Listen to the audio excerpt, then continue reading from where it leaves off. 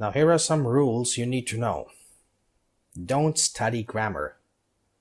This rule is very important. This rule might sound strange to many students, but it is one of the most important rules. Grammar is good if you want to pass an examination, but for speaking fluently, you should learn English without the help of grammar and its rules. The offhand knowledge of grammar is good, but if you wish to apply grammar every time you stand up to speak, it will fail you. Try to make grammar as your habit, but grammar should not make you handicapped. Studying grammar will only slow you down and confuse you.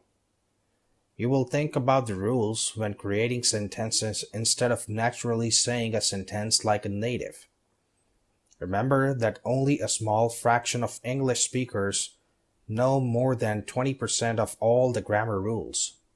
It has been discovered that the students who learn English as a second language know more grammar than native speakers. I often ask my native English friends some grammar questions, and only a few of them know the correct answer. However, they are fluent in English and can read, speak, listen, and communicate effectively. What do you want, grammar or fluent English? Now that's the decision you have to make.